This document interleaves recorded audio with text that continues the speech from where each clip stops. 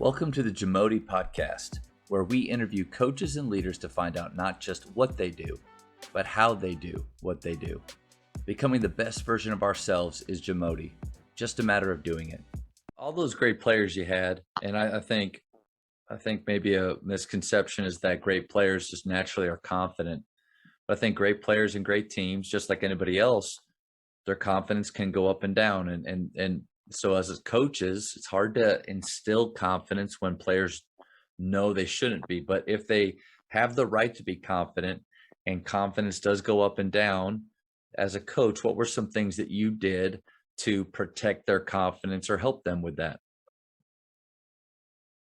I would try to do some positive things, just like those 6 Be Quicks after a game, during the game, but especially after the game. Even if we won, but if we lost, I'd always go to every player after a game. I'd shake every player's hand, and I'd tell them thank you. And I'd always talk to them about giving your best.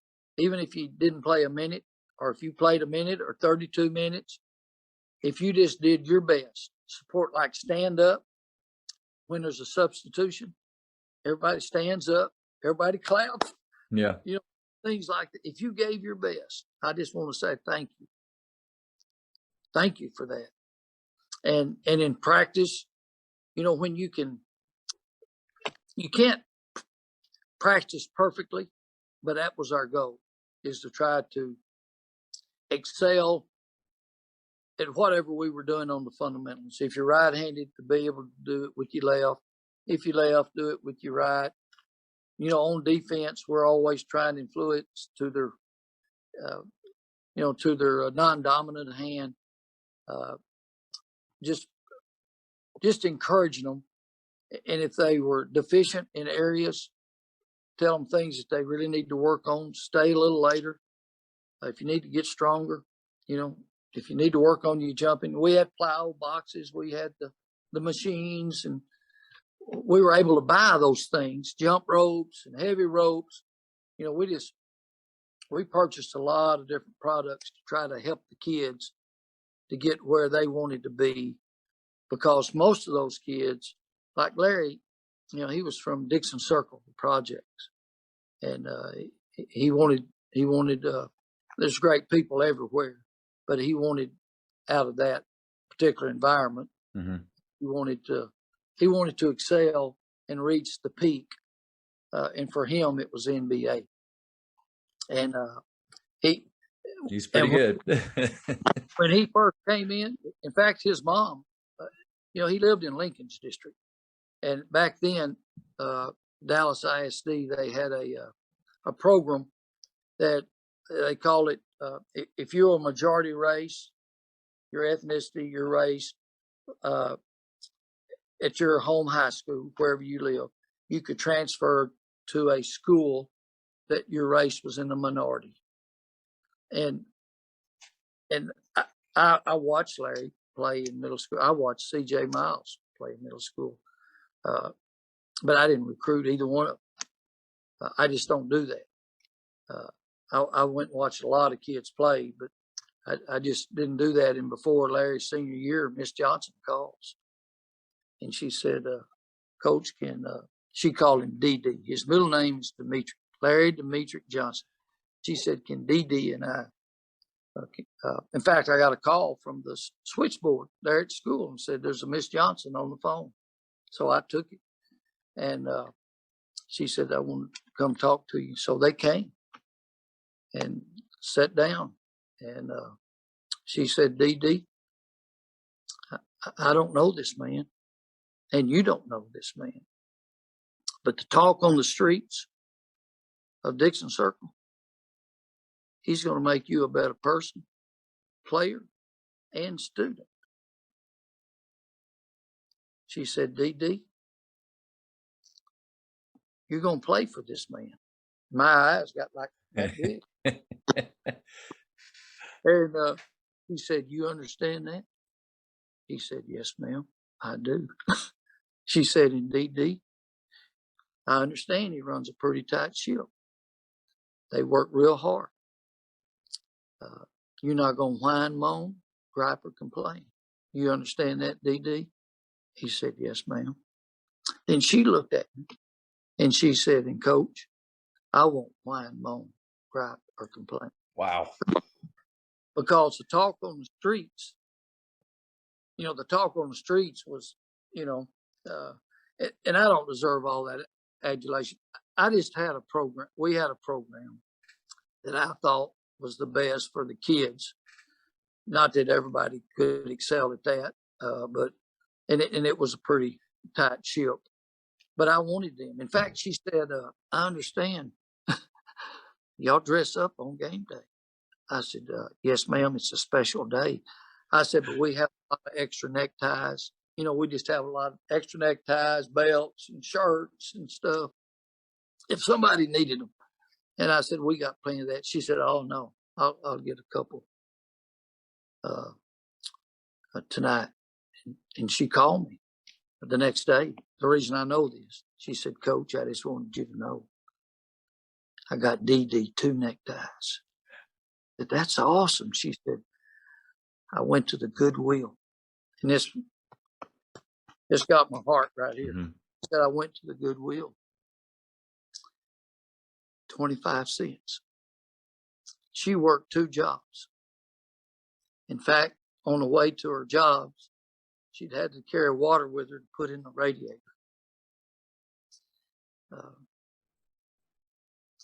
Zig Ziglar, his words move me.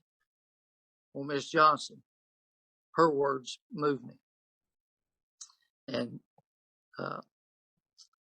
she's deceased now, but she loved her coach. I loved her. And we tried to do that with as many parents and supporters, that we had. And I'm just real indebted. The kids that played for us, they came legitimately either through, the Dallas ISD. Skyline was the first magnet school like in America. So they offered a lot of different programs, but you had to have certain scores to get there and behavior and those kind of things. Then you had to make the team as well. But I'm just so blessed to have that opportunity. I'm convinced, Coach Saban, that education, the teaching, the coaching, is the greatest profession and ministry in the world, because they're yours for that hour. For an hour, they're with you, whether you're teaching them history, PE, science, whatever it is, coaching hoops. Coaching hoops, they'll be with you 2 or 3 hours, 6 days a week. Yeah. And it's just a great opportunity to make a difference in the lives of young people. And see, I can remember over, I guess, 57 years ago, I had a teacher that told me I was special. Other people might have said it, but when she said it in front of my dad, it went to my heart, my mind, and my soul. And I looked at things differently. That this teacher believed in me. So what do you think? I stayed in touch with all these years. I got to speak at her service, at her funeral back a few months ago. I'd call her, send her roses occasionally, cards. She retired in Galveston. My wife and I went twice. Why did we go? I just wanted to tell that lady, what's the 2 most important words? Thank you. What's the 3 most important words? I love you. I want to tell her I love you and thank you. And I've tried to pass it on. So I would try. My goal, I would say to young people, players, you are special. You were fearfully and wonderfully created by the big coach. By the big coach. By the big coach. To serve him and others. And that's humility. See, when you put others first, when you exalt and honor others. And that's what we were really all about. It's just, I would do announcements I wouldn't do them, but I'd send in announcements, the next day, game days, to compliment the team and call out different names. And we just did a lot of things.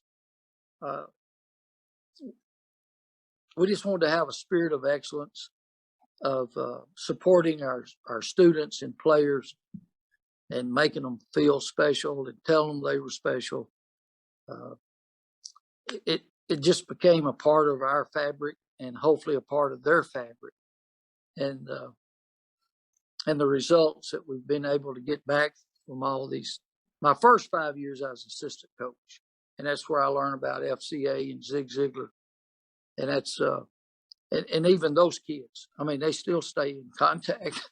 They remember those FCA camps that we went to.